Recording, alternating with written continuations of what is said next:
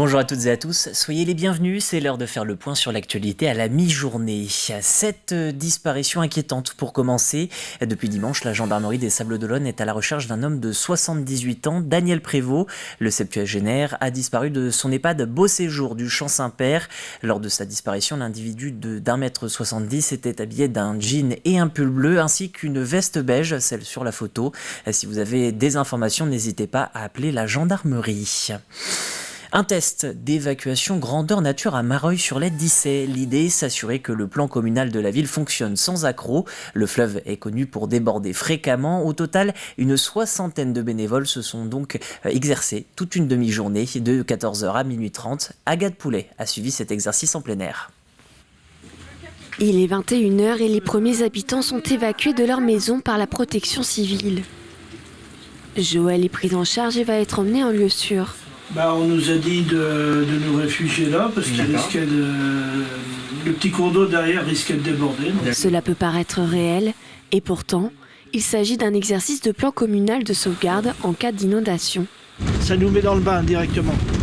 D'abord, remercier la protection civile qui œuvre bénévolement au service des populations.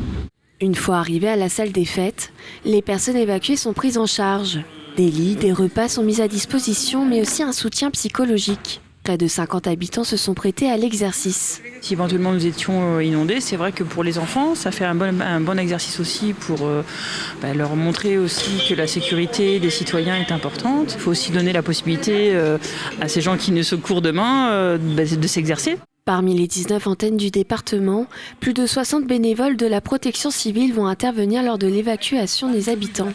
Un exercice grandeur nature pour le responsable opérationnel qui tient à être plus proche des conditions du réel. Nous, au niveau de la protection civile, on a déclenché vraiment tout le département par rapport à une chaîne opérationnelle qui est en place. C'est pas au bout de 5 minutes qu'on va être là, il y a un temps par rapport à ça. Et donc on a voulu jouer vraiment le réel. On est capable d'avoir 20 personnes au bout d'1h30 qui se rendent sur toute la Vendée en place par rapport à une catastrophe sur une commune. Depuis 14h, la cellule de crise est mise en place à la mairie avec une dizaine d'adjoints et conseillers municipaux. La protection civile les met face à différentes situations pour activer leur plan de sauvegarde réécrit l'année dernière. Pour le maire, cette expérience permet de connaître leurs forces et leurs faiblesses afin d'améliorer la sécurité de sa population. D'avoir le temps justement d'ici la prochaine crue, d'essayer de mettre en place les choses que nous n'avons pas actuellement ou qui nous seraient bien nécessaires. Un détail tout bête, on n'a pas de mégaphone pour prévenir la population. Je pense qu'on va faire l'achat d'un mégaphone. Un exercice qui permet aussi de sensibiliser la population de Mareuil-sur-l'Aie qui a déjà connu plusieurs crues, dont la dernière en 2020. Le syndicat GAB 85 vient d'organiser une assemblée générale afin de se structurer et mieux communiquer autour des produits issus de l'agriculture biologique. Et depuis le début de la crise sanitaire, la consommation de denrées issues de cette production est en baisse. Plusieurs facteurs viennent expliquer ce contexte et notamment la multiplication de labels concurrents. S'ajoute à cela l'idée reçue selon laquelle le prix est bien supérieur à l'agriculture traditionnelle. Globalement, on constate qu'il y a une baisse, effectivement. Les raisons, on peut penser qu'il y a la baisse du pouvoir d'achat, mais qui n'est pas forcément un bon argument parce qu'aujourd'hui, les produits bio augmentent moins vite que les produits conventionnels, donc c'est plus ou moins vrai aujourd'hui. Mais il y a seulement cet argument-là, plus ou moins vérifié. On peut penser aussi que début de Covid, les gens, étant chez eux, ils ont pris le temps de cuisiner, de se recentrer sur des choses importantes de leur vie et du coup, le bio pouvait répondre à ces interrogations-là. Et puis maintenant, ils sont repartis à vivre comme avant et du coup, le budget alimentaire n'est plus la priorité. Allez, quelques images de la préfecture de Vendée pour une cérémonie un peu particulière. Paul Guillotot vient d'être décoré pour ses 45 années de service. Le septuagénaire est récipiendaire de la médaille de la louveterie. Il est le plus vieux lieutenant de louveterie.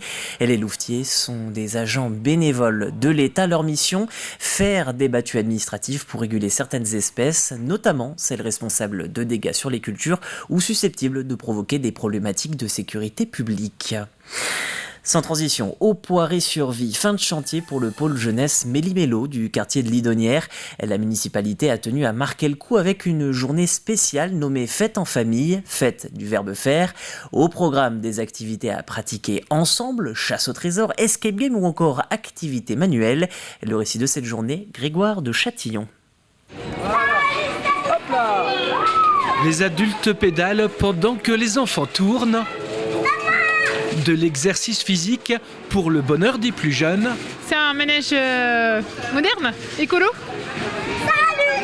Ça va pas trop vite ? Ouais ! Le manège à pédales, attraction parentale, un succès garanti. Pendant qu'à l'intérieur, les familles se sont regroupées en nombre autour d'activités ludiques. On est enchantés effectivement de cette journée qui était sous le signe de la famille, du partage, de l'échange, de la collaboration parents-enfants. C'est super pour les enfants, ils s'amusent bien, il y a plein d'activités pour tous les âges. Je préfère les activités manuelles, l'escape game. Fête en famille, une porte ouverte festive à l'occasion de l'extension de ce bâtiment municipal dédié à l'accueil périscolaire et de loisirs. Vous allez faire une petite chaîne humaine. Une très bonne journée. On est venu tout à l'heure et on revient pour le spectacle de fin. Et c'est très bien, on s'est bien amusé. Rien du monde. Si t'es content, je suis content aussi. L'enfant de mon enfant, un petit bébé quoi. C'est le nom de ce conte magique et humoristique. Quand vous êtes nés, vous étiez des petits bébés. Et là, figurez-vous que moi aussi. On dirait pas, mais quand je suis né, j'étais grand comme ça, j'étais tout nu, puis j'avais pas de lunettes.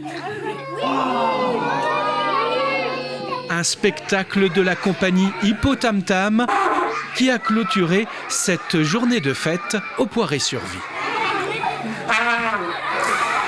Black M, Jennifer, Sid Semilia ou encore Strolade et Lazara, leur point commun, tous seront à Mouilleron-le-Captif dans 178 jours pour la prochaine édition de Facessi.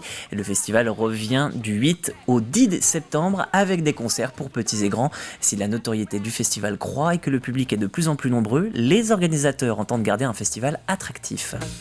On ne veut pas concourir avec des grosses écuries que sont Poupée, que sont Francofolie. On a un cadre familial, on est dans un espace que l'on veut se protéger, on veut se faire notre parenthèse musicale.